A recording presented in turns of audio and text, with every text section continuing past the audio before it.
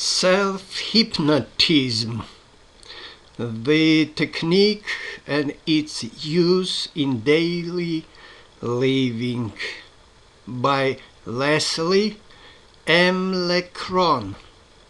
clinical psychologist and author of Techniques of Hypnotherapy, a unique method of self-analysis that helps you get to the root of your problems and correct them with the simple, safe, scientific techniques of self-hypnotism.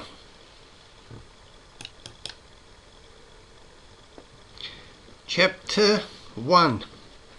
In your program for self-betterment, you should know something about the makeup of the mind and the way it works, particularly about the inner part of the mind. It is from this inner mind that our difficulties come. You will learn how to influence it.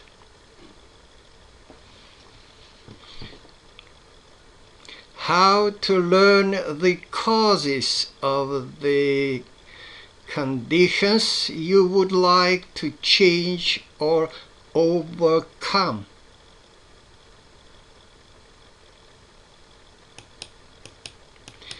It can best be influenced through hypnosis. You will learn about hypnosis and how to use auto-hypnosis in the next chapters. What you should know about your subconscious.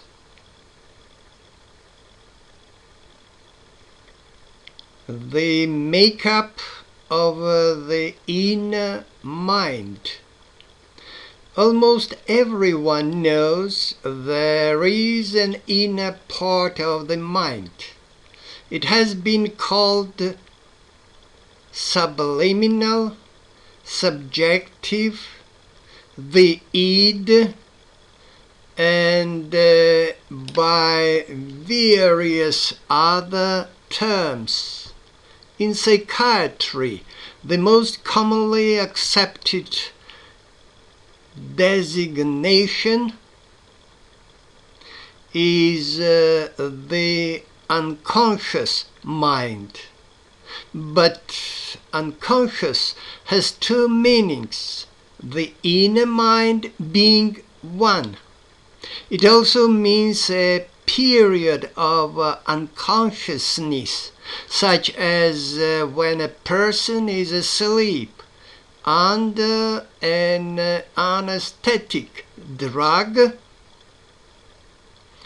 or knocked out as with a blow.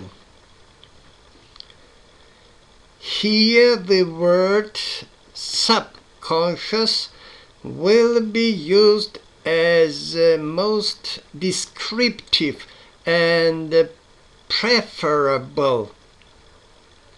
Most unfortunately, we still know little about the actual makeup of this part of the mind or of the way it works. Even the ancient Greek physicians, Hippocrates and Asclepius, were aware of there being such a part of our mental make-up. In modern times, Sigmund Freud advanced our knowledge tremendously with his research into subconscious processes and with his psychoanalytic concepts. since his day, further research regarding the subconscious mind has been slight. This is most remarkable, for it is recognized that much illness is emotionally or psychologically caused. Estimates vary as to the amount or percentages.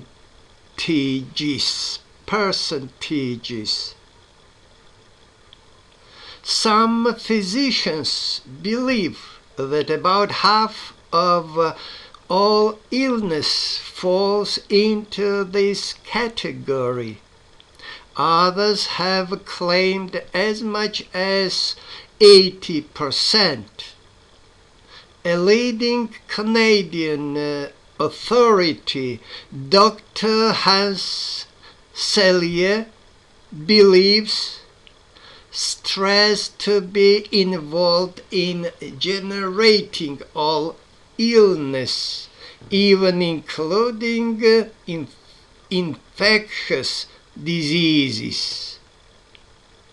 For stress lowers resistances, so we become open to infections.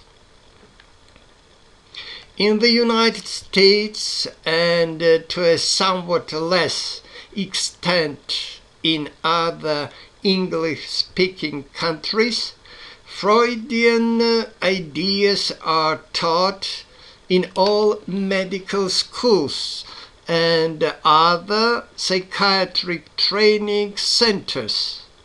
Hence, most psychiatrists accept them.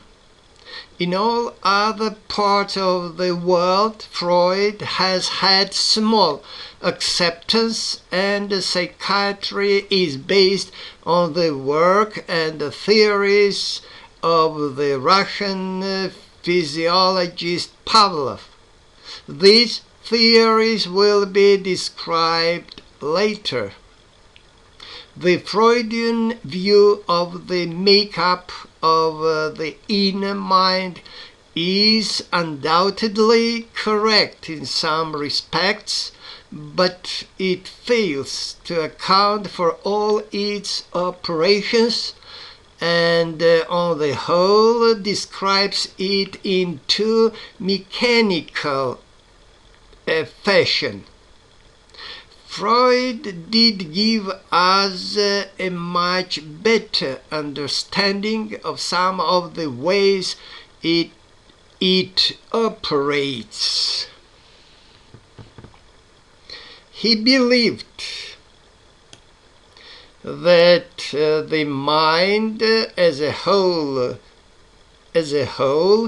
consists of three main divisions: our awareness, the part with which we think and reason, he called the ego.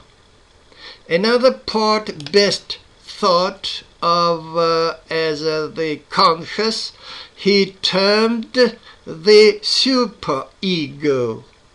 Below consciousness is a part which he called the Below consciousness is a part which he called the id, this being the seat of memory and of our basic instincts.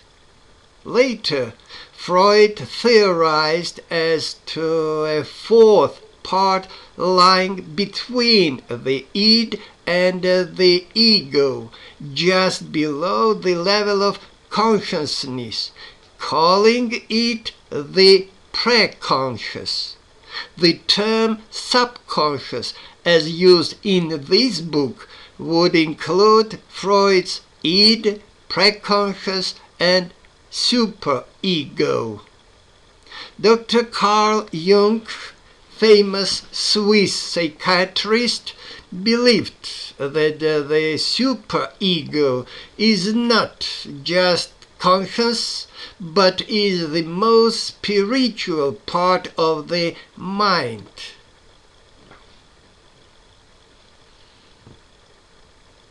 He termed it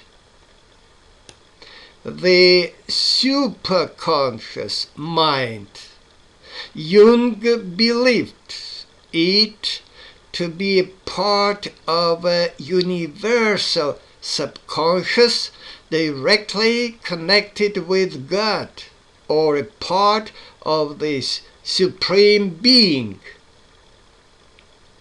This idea was adopted from some of the Oriental philosophies.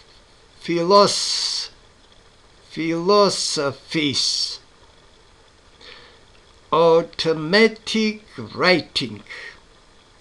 There are still other ideas about the makeup of the inner part of the mind.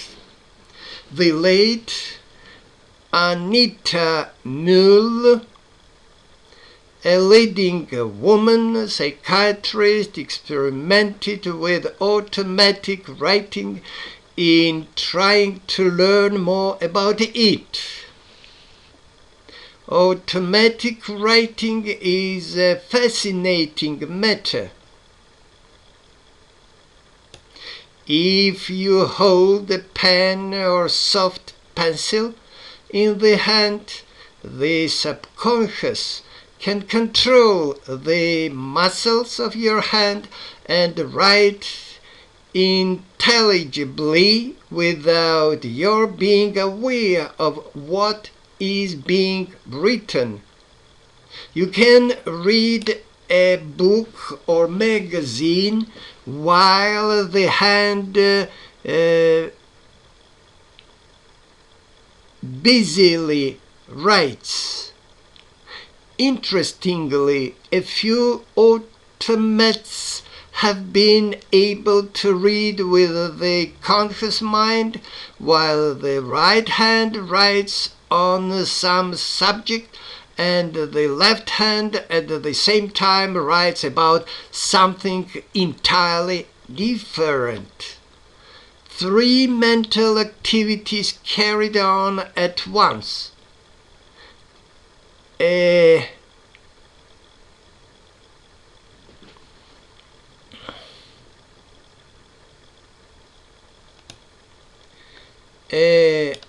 Ouija board. Ouija board, for example, is similar to automatic writing. Dr. Mull claimed that 4 out of 5 people can learn to write automatically. Although several hours of training may be needed, others have found the percentage much less. Almost any good hypnotic subject can write automatically while in hypnosis. People who doodle are usually able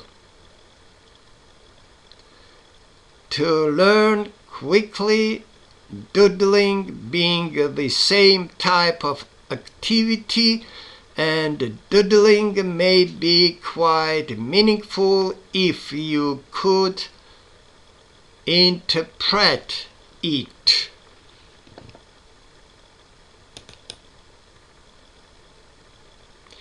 In experiments using 50 different subjects, Dr. Mull was able to secure automatic writing from 7 different levels of the subconscious,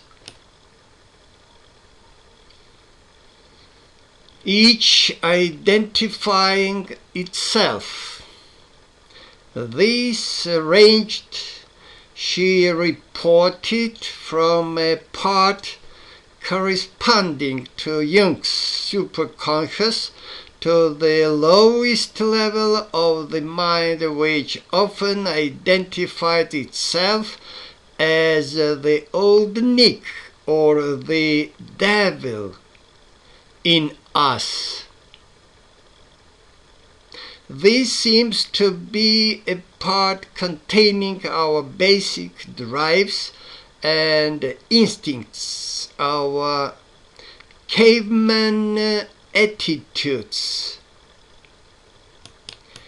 The subconscious as a mechanical computer. Still another theory of the make-up of this inner part of the mind has been well described by Dr. Maxwell Maltz in brackets Psychocybernetics, Prentice Hall Incorporation, in Englewood Cliffs, New Jersey. Norbert Wiener was the first to advance the idea of cybernetics, which states that the subconscious works very much as does an electric computer, acting through the brain. It is purely mechanistic, although so complicated that the most elaborate computer would be a toy in comparison. This theory would seem to deny the ability of the subconscious to reason. Some psychologists, the behaviorists, have denied the existence of a subconscious mind, believing that we are entirely controlled by our conditioning and what has happened to us, that all our behavior and thinking is purely mechanical. This concept no longer has acceptance by present-day psychologists. It is easily refuted by the fact that automatic writing can be produced, which definitely shows the existence of an inner part of the mind which thinks and reasons. This can further be demonstrated by means of subconsciously controlled movements made as signals in response to questions worded so they can be answered yes or no, which will be described in a later chapter. This is something almost anyone can do, and it is merely a variation of automatic writing. It has been said, and is undoubtedly true, that the subconscious mind reasons only deductively, while the conscious part reasons both inductively and deductively. The subconscious controls the mechanism of the body. One of the duties of the inner mind is the control of the body mechanism, working through the brain. It is something like a thermostat. One part of the brain regulates the automatic nervous system, and through it controls every organ and gland. Probably the subconscious is able to control chemical and electrical reactions as well. Hypnotic experiments have been made which scientifically prove the control by the subconscious of many such mechanisms.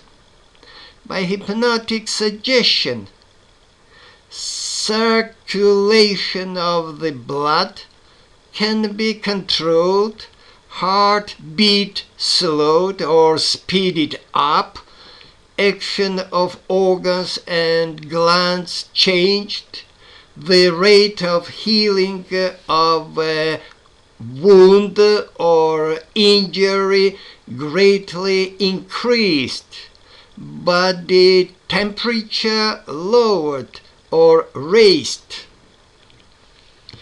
Many other body changes can be induced through hypnotic suggestion. How the subconscious thinks and reasons. If we expect to influence the subconscious with the aim of self-benefit, it is important to understand the way it works. At times it seems to be somewhat childish and immature. It takes everything entirely literally. Often we do not say what we really mean. For instance, a commonly used phrase is "that makes me mad." We mean that we are angry, but we are actually saying that we have become insane. When a person is in hypnosis, the subconscious seems to be nearer the surface, or sometimes may largely have taken over conscious thinking, as it does writing in automatic writing. If a person in the waking state is asked the question, "Would you tell me where you were born?" he will almost invariably answer by naming the place. He interprets the question as a desire to know the location and names it. In a fairly deep state of hypnosis, the person would reply by saying yes, or more likely would merely nod.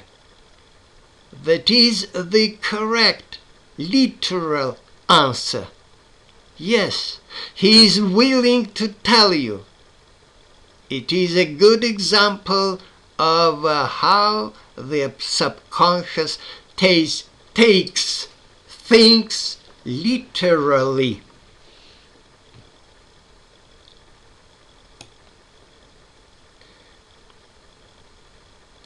A possibly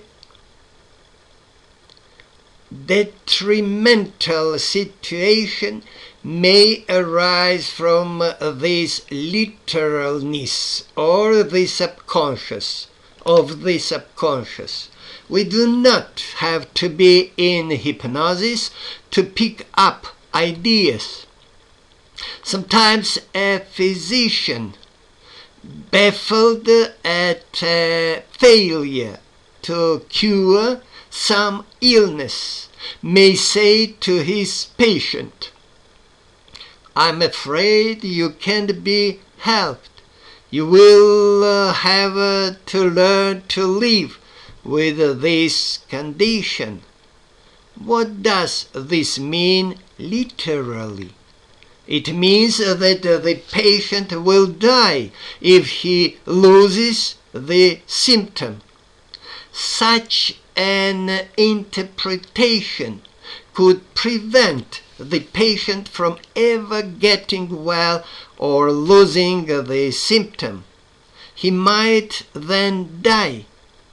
Naturally, the physician making such a remark did not mean it as it was taken.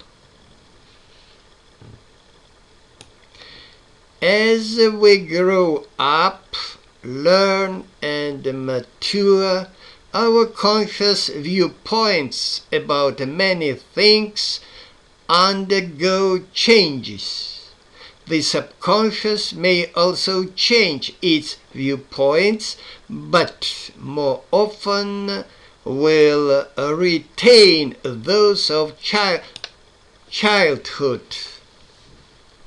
If something happened to you at the age of 6, your subconscious is likely to continue to look at it with the viewpoint of a 6-year-old.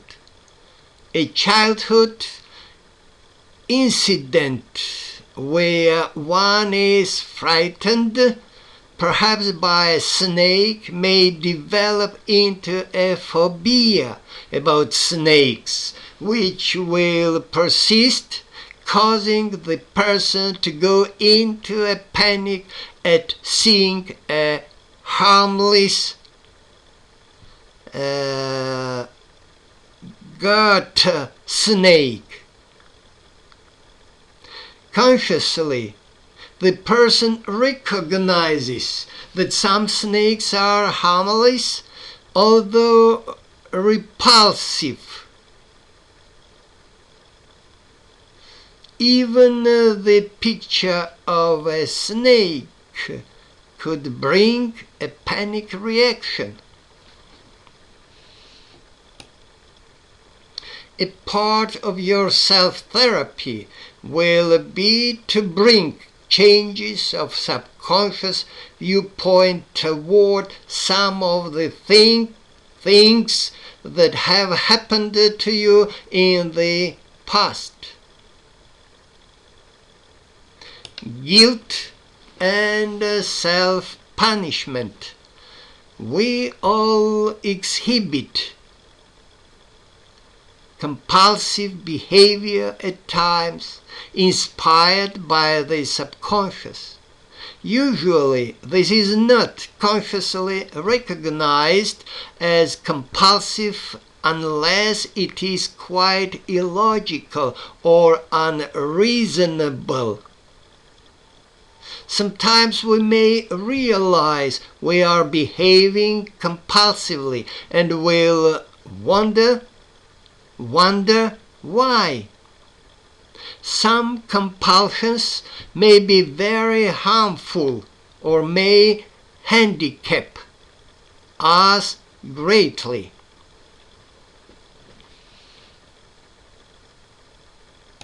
One of my patients, a school teacher, spent 3 to 4 hours every day compulsively washing her hands. They were always raw from this continual scrubbing. She could not stop doing it and had no idea why it seemed necessary. Of course, the cause went back to something she had done with her hands about which she felt guilty. She was trying unsuccessfully to wash away the guilt. Shakespeare wrote of this in Macbeth, with Lady Macbeth washing her hands in this way and crying, "Out, out, damp spot!" Strong guilt feeling may bring about a compulsion for self-punishment. The technical term for self-punishment is masochism. In large factories, it has been found that 80% of the accidents during work happen to only 20% of the employees. This shows that they are often subconsciously inspired and thus are intentional. Everyone does things at times and has thoughts for which he feels guilty. It is part of human nature. A very large percentage of accident stems from a subconscious need for self-punishment. This inner part of the mind seems to pay no attention to end results, only to an immediate need.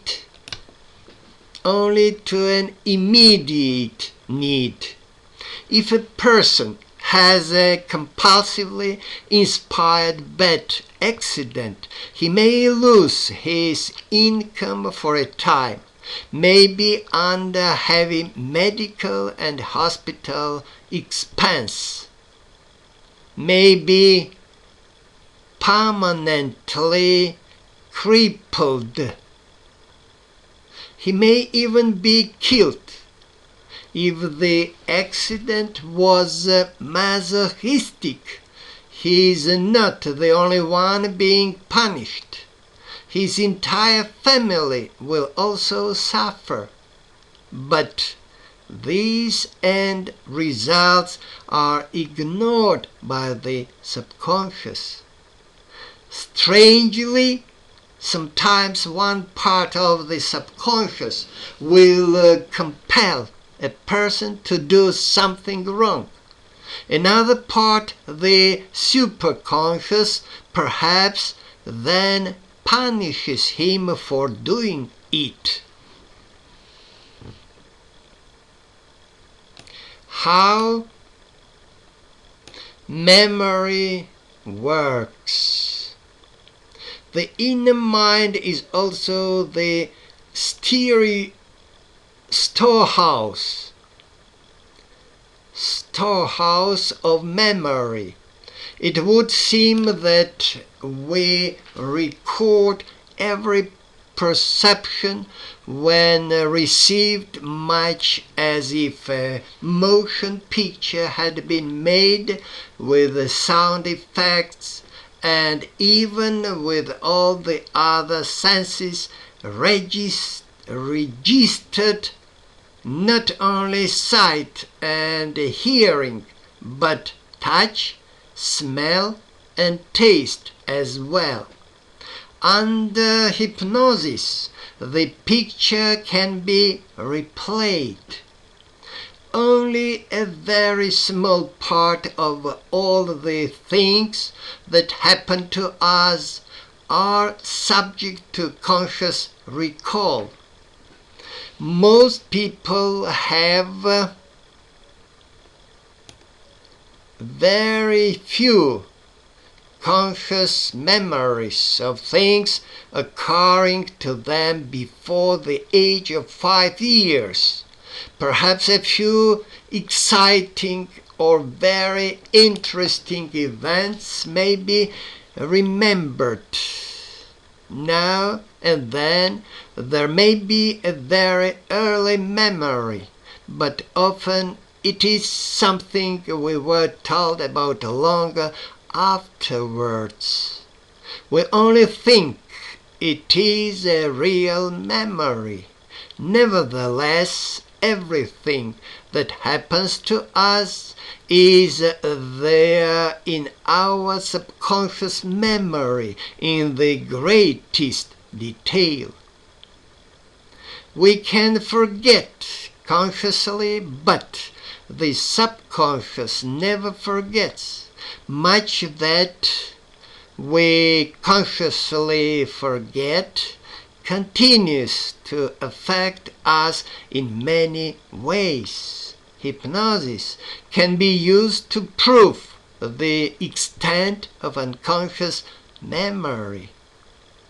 Very often, emotional difficulties trace back to our childhood conditioning, sometimes to traumatic, in brackets, frightening or shocking experiences. Frequently we repress the memory of unpleasant experiences. We push them out of the conscious mind because we do not want to think about them. Then they can become lost to conscious recall. Yet they may fester in the subconscious and later cause much trouble. Repressed in this way, we then have no conscious knowledge of the cause of the trouble. When memory begins is a nice question. When memory begins is a nice question. Is it at a few months of age, a year or 2 years, or can there be even earlier memories? Some physicians familiar with hypnosis are convinced that there is in the subconscious an actual memory of being born. Some even believe there can be prenatal memories. Dr.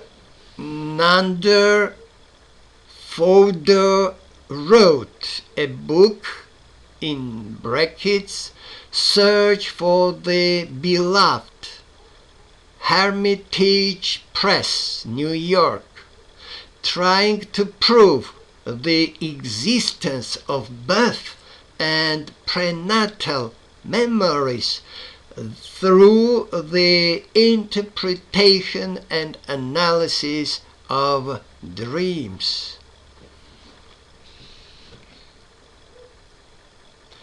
A person under hypnosis may seem to remember the experience of being born and will tell details of what apparently happened.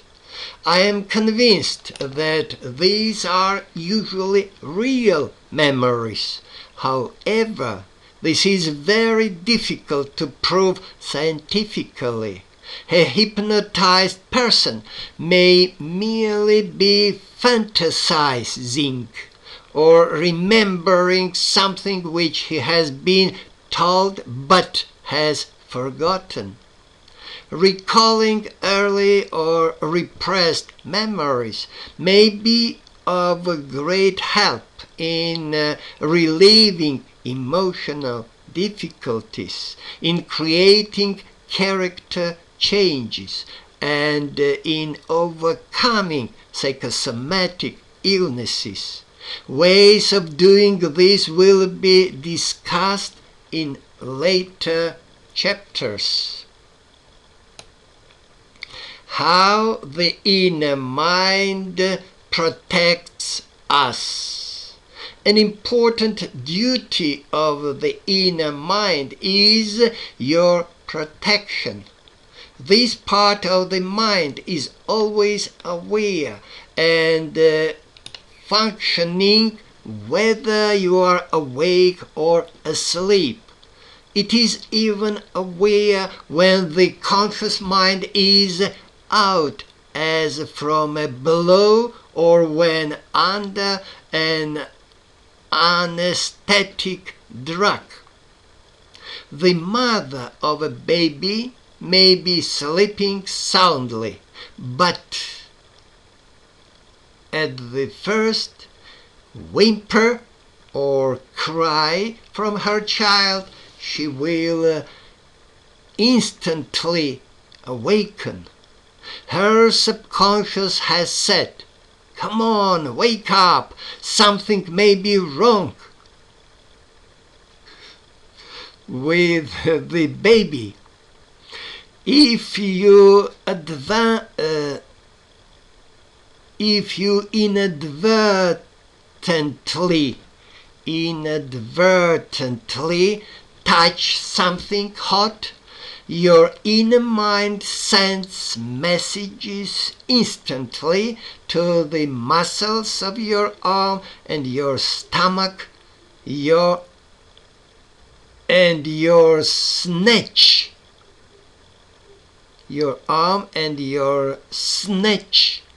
your hand away before you can think and analyze the situation. In many other ways, the subconscious is always alert to guard you from harm and danger. Yet, paradoxically, it can also cause illness, even self-destruction. Our behavioral difficulties, character disorders and traits, neurosis and psychosis, and psychosomatic illnesses are all conditions involving the subconscious part of the mind. These conditions can be overcome by changes of both conscious and subconscious attitudes and viewpoints, changes effected by insight into the origins and causes of these conditions. From the foregoing description, it might seem as if there is another person inside us. Of course, this is not a proper concept. We have one mind made up of different parts. The mind has been compared to an iceberg floating in the sea. The conscious part is above the water. The subconscious is under the water, a very large part of the whole. The total person is a unit, a mind and a body, each influencing the other. The whole individual must be considered in dealing with emotional disturbances. The inner mind works through the brain to control the body and to affect it. Summary. You should now have a fairly good understanding of your mental makeup. You think and are aware with the conscious part of the whole mind. under the surface of awareness is the subconscious and the superconscious. Little is known about either, though the latter is especially elusive. From automatic writing, we know that the subconscious reasons, though it seems to reason rather immaturely in some ways. It takes everything literally. It often retains childhood viewpoints, and in self-therapy this may need to be changed. It has control of the entire body mechanism, and in some illnesses this ability may be used for recovery. It never forgets, and everything that happens to us is in our memory, though only a small amount can be consciously remembered. In hypnosis, memories of forgotten past experiences can be recalled. The subconscious may punish you at times for things you have done, yet one of its duties is to act to protect you from harm.